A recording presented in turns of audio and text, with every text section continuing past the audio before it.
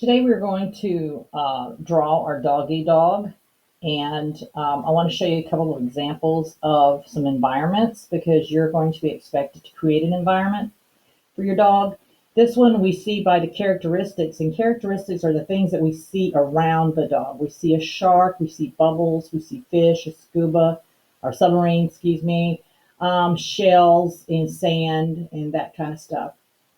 So that gives us the impression that this dog is underwater. For this example, we get the impression that the dog is floating. And one of the reasons is because look at how the dog is laid out on the paper. He's turned kind of diagonal here. He's got on a helmet to breathe with. And then in the outer space, we've got the world and the moon, the suns, meteors. We've got his food floating around. We've got little spaceships and stuff. So this gives us the impression that he is in outer space. And also the color of the dog, he's green, which we think of aliens as being purple or green. In this environment, the dog is actually at a lake shore. We've got some little cottages back here with a path going down to the pier. The pier's in the water. We've got stones. We've got the doggy bone over here in the grass. We've got the life preserver. He's in a swimsuit. So we get the impression that he's about to go swimming in the lake. And this one here, with all of these characteristics, we've got storm clouds. We've got a castle. We've got this curvy path coming down. We've got the scary tree, the gates. We've got the tombstones, and we've got him dressed up like Dracula. So we get the impression that he is Dracula, and he's standing in his graveyard right outside his castle. And then this one is once again outer space. We've got him inside of a spaceship looking out the glass here. We've got the flames at the bottom and all of the different little planets that are out there. So now what we're going to do is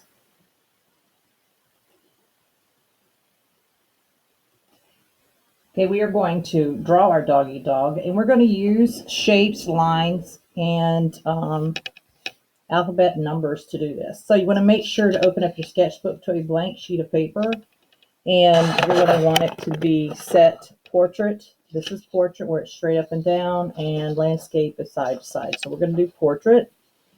And we're going to start with the nose of the dog. So that's going to be an upside down triangle. Pretty simple. We're going to draw the cheeks of the dog by touching the corner here and meeting up in the corner in the center. So we're going to do that by drawing a circle. Oops, that one's a little too big, so I'm going to fix it.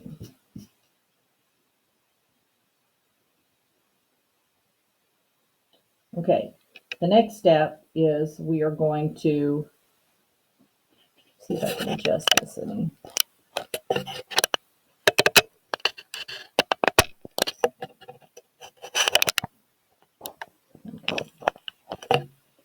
We're going to draw the little whiskers coming out and some little dots that they always have. Our next step is draw the tongue. The tongue is going to be a U shape, or the letter U. And we're going to draw a line down the middle here.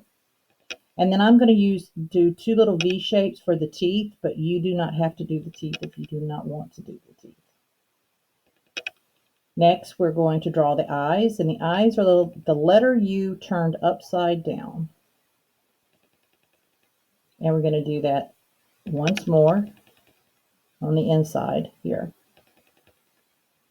And then I like to add eyelids on my dog. You do not have to do that if you do not want to. So now we have to finish the head, and the way we're going to finish the head is we're going to draw a C shape from here to here. So we're going to draw the letter C going all the way around from one side to the other.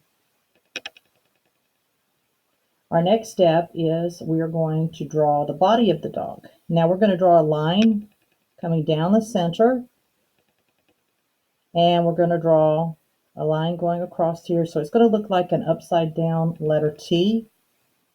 And we're going to come here and draw straight down and then hump it over. And we're going to do that on both sides. And then I like to draw 2 little lines just to represent the little toes. We're going to go from the cheek, we're going to go down. So we're going to do a curved line coming down on both sides. And we're going to join that with the feet here. The next step is going to look like the number 2. So I'm going to go here and I'm going to act like I'm drawing the letter 2, but I'm going to curve it. And it comes straight out. And not a letter, but a number 2, sorry. Number 2 backwards. Okay, now if you want to draw a tail, you can draw a tail coming up right here. Something pretty simple, or you can make a tail coming around the side. It's totally going to be up to you. Now the ears can be done several ways. The ears can be short, like that. They can be really long. They can even be pointed. And some kids like to do this where one of the ears is flopping down. Okay, I'm going to keep mine long. You can do your ears however you'd like.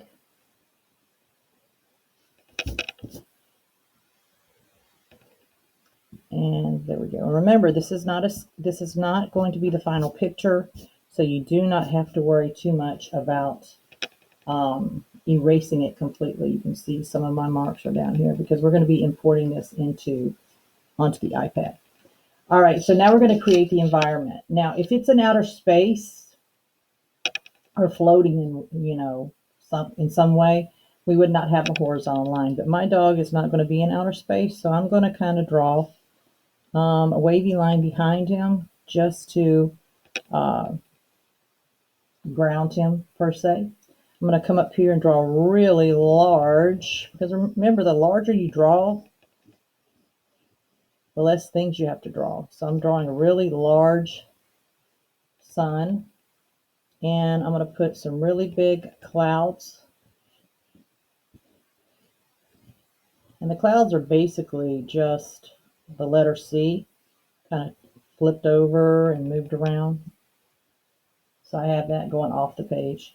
And then I need to concentrate about down here because I have a lot going on down here. There's this big space down here.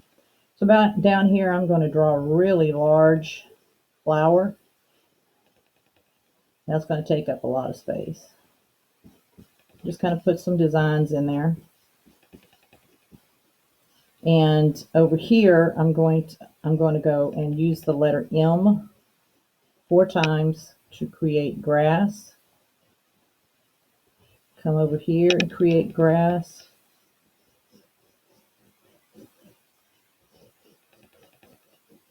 And maybe draw half a flower coming off the page here.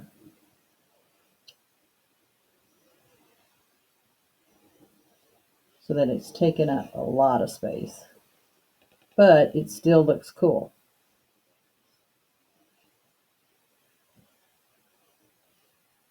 Maybe add some circles in here. Okay, now I have finished doing this, and it looks pretty good. And now I'm going to go ahead and take a picture of it with my iPad.